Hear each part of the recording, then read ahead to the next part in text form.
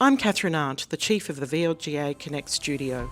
Welcome to today's episode, brought to you by the VLGA, your councillor support network and the national broadcaster on all things local government.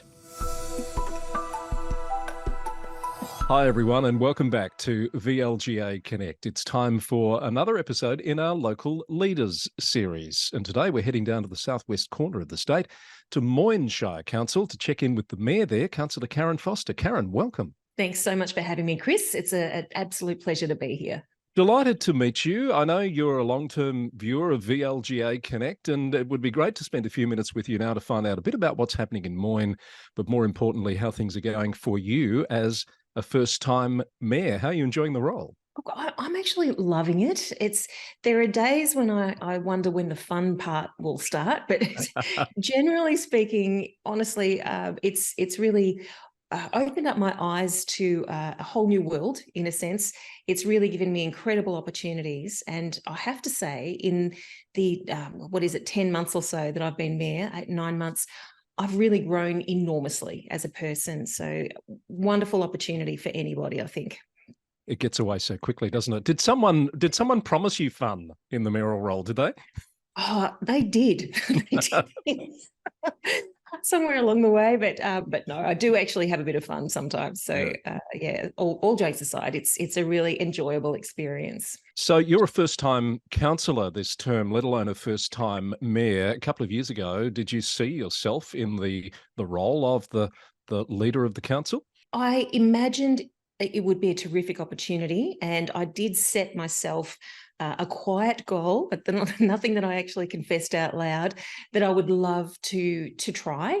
I didn't expect that it would come to reality for this particular term. So I feel quite grateful to have this opportunity. Really grateful to my colleagues for giving me the chance. But tell me about the decision path for you to decide to put your hand up to run for council. Like a lot of councillors, I'm a former journalist, and I think a lot of journos, particularly if they cover local government, harbour a little bit of a secret ambition to go into local government at some point. So I was always a bit on the periphery, always, I reported on local government.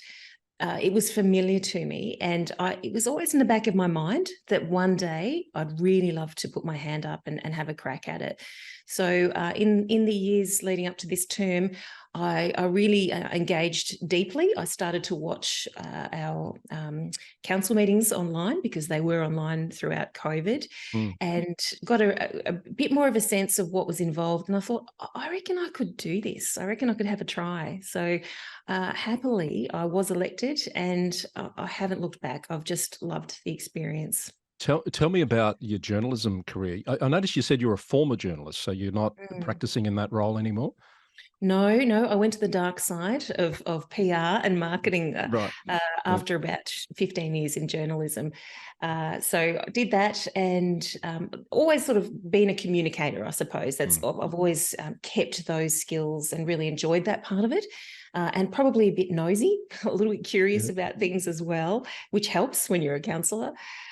So I've kept that, and now I probably work more in the area of governance. I'm on a few boards, and I've found an absolute passion for governance, which is a complete conversation stopper at dinner parties, I've found out. So you've got to be in the right crowd to talk about governance. And perhaps this is the right crowd, but that's primarily where I work now. We're all local government and governance tragics here in the VLGA Connect family, of course. Do you ever see yourself going back to journalism at some point in the future? I don't think so. It's not something that I aspire to doing. I think I'm really enjoying behind the scenes. I enjoy the governance side. I enjoy the strategy. Journalism is very much a 24-hour news cycle. It's very instant. I'm enjoying the time to really focus on thinking and big picture strategy. So that's where I see myself heading. You mentioned there's a number of councillors around the state, and I assume beyond, that are former journalists. What do you think it is about that skill set, and does it prepare you to be a better councillor, do you think? Yeah, I think it does. It's, as I say, a lot of us report on local and state and federal government. So we're kind of immersed in the issues in any case. There's also that interface with the community, because we're reporting to a community of some kind. No matter what the medium. And so there's that interface and that interest in issues. So I think it's not uncommon for journalists to go into politics, and could probably cite a number of them in state and federal parliament who have background in journalism. So yeah, and I think just that curiosity, as I said, around how things work, how decisions are made. So you also mentor women, I believe, in business and leadership. You're still doing that while you're mayor? I am, and that's a real passion of mine, Chris. I'm, as you probably know, the only woman on our council. So, that, putting that little issue aside, I've always been interested in supporting and cheering on women as leaders, and I think that stems from my own personal experiences. You know, I was a teenager in the 80s, and when I think back, there weren't so many role models for me then, being the kind of person I am. So I was always a little bit, I guess, quieter. I'm not a person who's going to shout and project my voice. So I couldn't see many examples of women who had that kind of leadership. And now, thankfully, things have changed, and I'm really passionate about encouraging other women to step up. Have there been women councillors on Moyne Shire Council before you? Prior to me, there was one woman councillor for 12 years, Councillor Jill Parker. Right. And I don't know that there have ever been more than one woman at a time. Maybe there have been two. I'll have to check that, actually, Chris. But it's been a thing in Moyne Shire. Women are very much underrepresented on the council. I'm not sure what's happening here culturally. I don't know. It may come from the fact that not so many women put themselves forward as candidates. Certainly that was the case in my year, our election. There were far more men offering themselves up than women. So it's a cultural trend that I'm really keen to get to the bottom of, so that we can do some work around. A lot of work being done more broadly, of course, across the sector and with government support. And I noticed one of your priorities for your council term is to engage more women and young people with local government. So do you see that changing in time for the next election cycle? Are there signs there that more women and young people might be putting their hand up? You know, there are, actually, Chris, and I'm really buoyed by that. So I've been making it a huge priority to engage directly. Any woman who's remotely interested, I tend to pounce on them a little bit and let's go and have coffee. Let me tell you about the role. Similarly with young people. And I'm lucky our CEO, Brett Davis, is an absolute champion for women. So he has supported a couple of forums we've had, councillor forums, where I have invited female councillors from our neighbouring shires and councils to come and participate in panel discussions in an open forum, just to answer questions from women. What's it like? What are the challenges? How have you overcome them? So we plan to do another couple of those next year in the lead up to the elections. And just really, I guess that it's twofold, our hopes here. We want to speak directly to women who are considering it and answer their questions, but we also want to encourage people to engage more deeply in local government generally, and not just sit on the sidelines, but feel that they can engage with us as people. Have you identified yourself any barriers, both before running and after being elected, that you have some passion about trying to deal with? There are a few. They're not unique to us, and I certainly haven't experienced them because my children are grown up. They're young adults now, so I don't have the concerns around childcare, but I know a lot of younger women do. That's a big problem for them. Accessing childcare in regional Victoria is just so difficult right now. So that is a barrier. Another one is that the requirement to have a bit of a break from your career, or at least to pare back a little bit. I know there are councillors who successfully operate while they're working full time, but I feel that to do the job justice, it's important to carve enough time out. So that might mean for some women who work, taking time out or starting to work part-time. And that's aside from the fact that they have to do that while they're having young children, it's just another burden on top of that. So I think that's an issue. And I also think it's very difficult for women in Moyne Shire to see themselves on our council when we've had successive terms of men. And that's not to say the men aren't doing a great job. It's just that we haven't had the visibility of women in leadership in our region. And I'm sure that's a psychological barrier. A couple of things you've talked about there that I wouldn't mind exploring a little further. So you talk about, carving out the time to do the role. First-time councillors particularly often tell me they weren't prepared for the amount of reading, the amount of commitments that pop up that they need to give time to. Is that in itself something that you think more needs to be done to prepare people for? I do, actually, Chris. I think I was told when I came into this it would be a day a week max, and that wasn't how I found the reality of the role. So I think there needs to be a realistic account of what's involved. And following on from that, I think there needs to be realistic remuneration for councillors as well, so that it's not such a jarring experience to have to take time away from paid employment to do what is, by and large, fairly voluntary. If you put a lot of effort into it, you end up, I know we get an allowance, but it certainly doesn't go anywhere near compensating the time that councillors put into the role. So I think if that was the case, if people understood that the impost, the time impost, and if there was adequate compensation, that would go a long way. You also talked about the childcare issue, and I'm interested in your view on this as a former journalist. We've seen in some parts of the state the issue of councillors claiming childcare being almost weaponised as a political tool to cast a negative light on those women councillors. How do you respond to that sort of journalistic approach, if nothing else?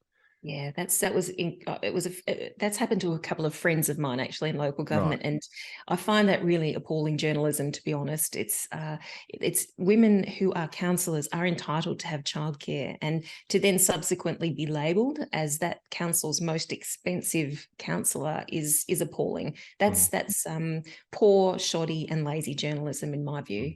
And it certainly would I imagine, be a bit of a disincentivization for any woman who's thinking about it. Yeah, that's one of the big problems with it, isn't it? Okay, just before we get on to perhaps some current issues, I do like to ask, particularly the mayors that come on this program, what do you do for yourself outside of council, given all the time commitments, to maintain some sanity and keep some balance? That is such an important question, and thank you for asking it, Chris. A few things, and it's interesting because a group of mayors, women mayors, we formed a bit of an informal group, and this is a question we ask each other quite frequently. Right. What are you doing to take care of yourself?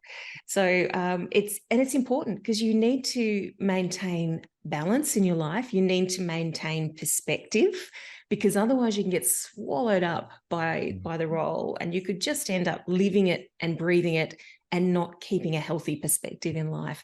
Yeah. So we live on an acre here in Port Fairy, and I've got a big garden, which I love to be in. And of course we've got beaches. So I'm off every day. I'm usually on the beach having a walk, and maintaining relationships and friendships with people outside local government. I think that's been so healthy to not sort of get completely narrow in my thinking, and to maintain that broader perspective. Yeah, keep perspective, not be trapped in the bubble, as they say. Correct. The most important question I will ask you today, Karen, I notice on your profile you like to walk your dogs on the beaches at Port Fairy.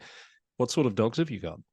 I've got two indiscriminate breeds. They're both rescue dogs. One loosely termed a Kelpie, one loosely termed a Border Collie. So they're both been rescued from the RSPCA and living their best lives, I think. Oh, fabulous. As someone who's rescued a number of dogs, in fact, I've got a Shih Tzu pug cross at the moment that was a rescue in COVID. They make the best. They make the best companions, I reckon. They certainly do. We're digressing slightly, but I did want to know what sort of dogs you had. Karen, let's talk about some current issues for Moyne. A lot of the stuff that I see coming through related to Moyne seems to be about wind power, renewable energy. You've got some real challenges there in balancing these new energy directions with livability and what people expect, don't you? We do. We absolutely do, Chris. So Moyne has been identified as a renewable energy zone for wind. So we're right in the heart of it. At the moment, we have around nearly 400 turbines in Moyne Shire and another 400 in planning. Wow. So we really are the wind farm capital at present. And we see ourselves as an important piece and part of the transition to renewables. We're quite proud of that part of it.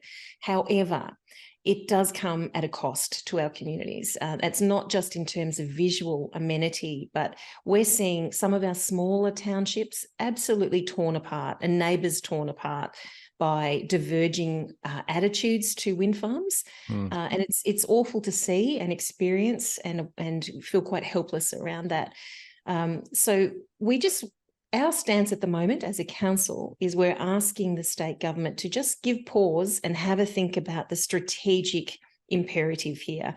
So it's not just the wind turbines themselves, it's the transmission lines. At the moment, in parts of our shire, we really have this spaghetti of transmission lines from different farms going in all different directions.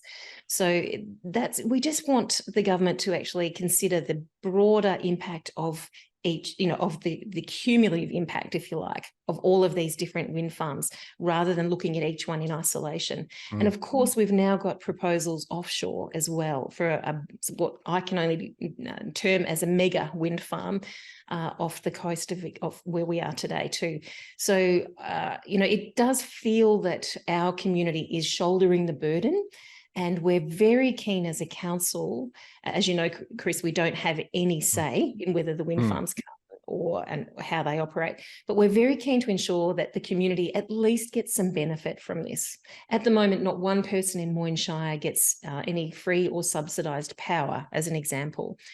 We know that there are models working successfully where communities within a certain radius all get free power. And that's something that we're very keen to see our communities able to access. So it's a work in progress and it's all happening so quickly.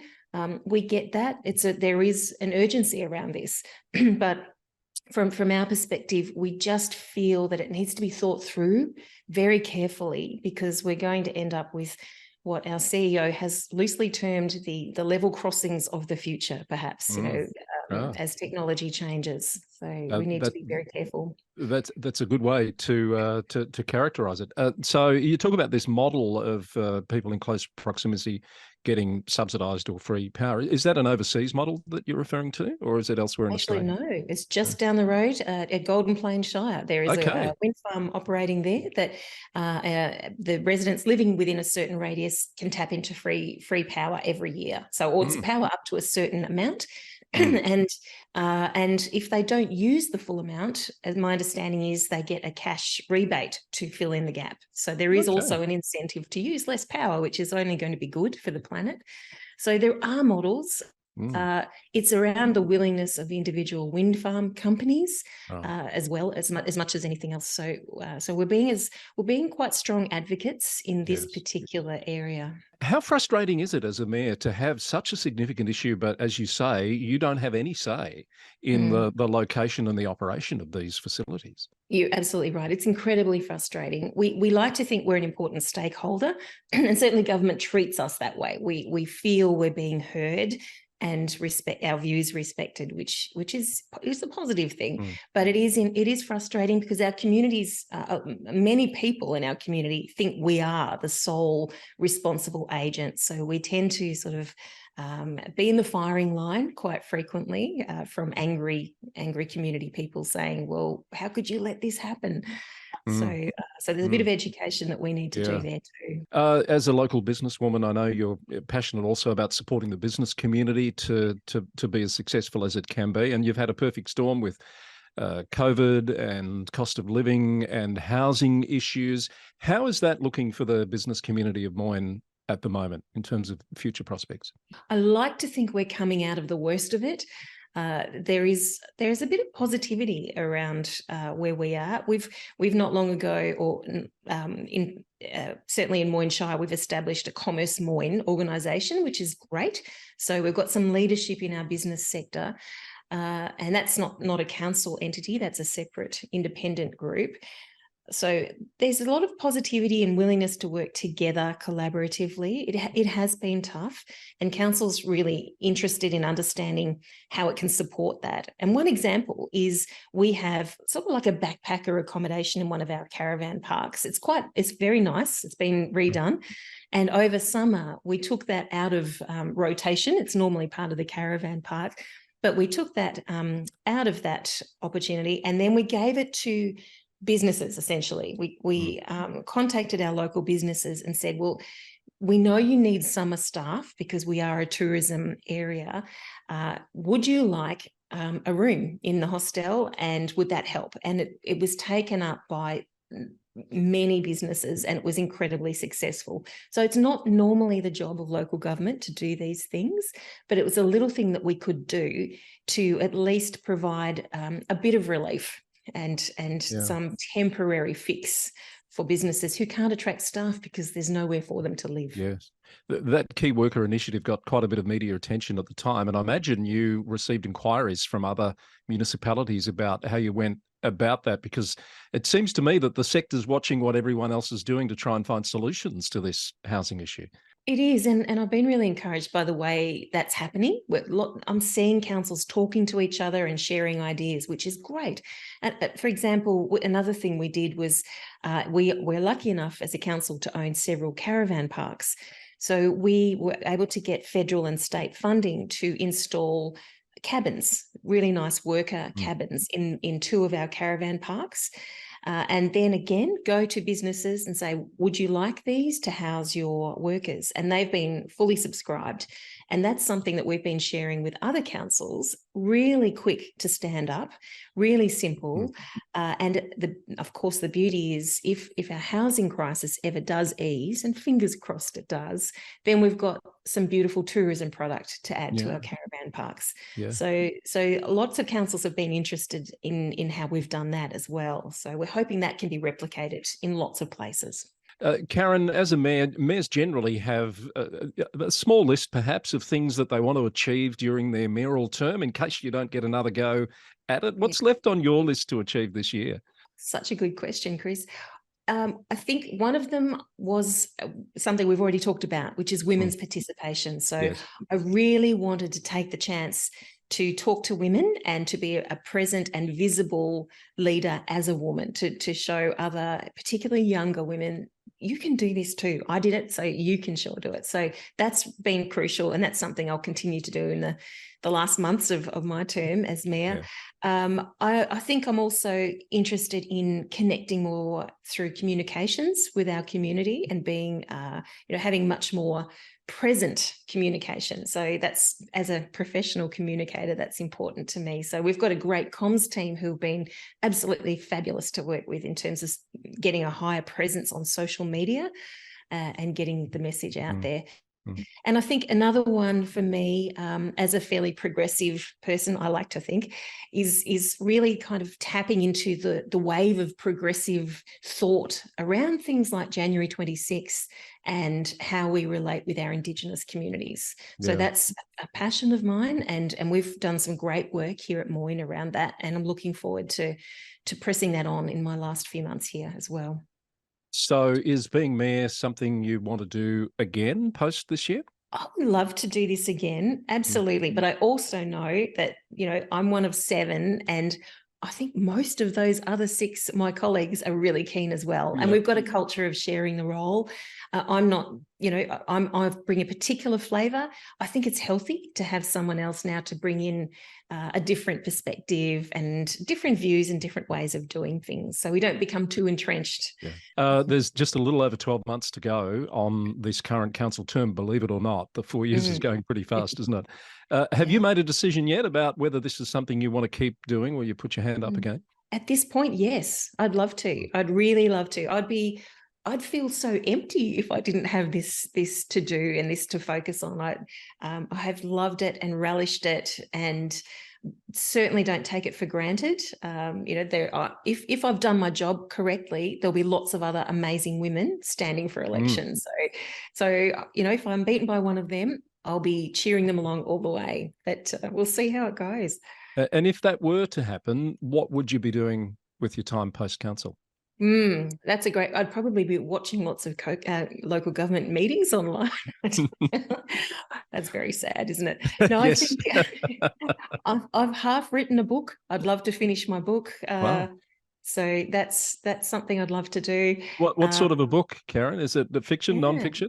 it's a non-fiction book, Yeah. and it's a very twee title, so please don't laugh. Yeah. It is called Leading with Love. So it's really capturing some of my thoughts around what I mentioned earlier, the fact that it's okay to be a kind person and you can to be a leader as well, that they're not mutually exclusive. So I've spent a lot of time in the last 3 or so years looking at how people lead themselves and lead others.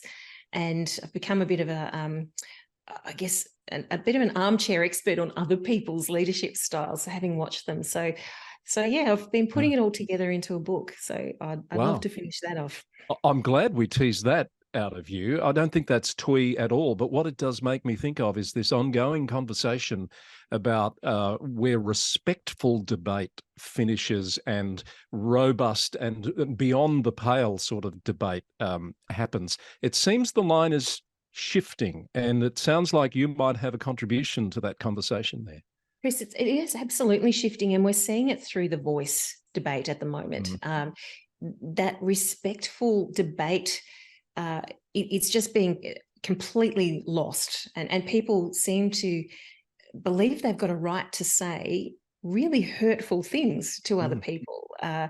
It's quite shocking to watch that unfold, particularly online where there's a degree of anonymity.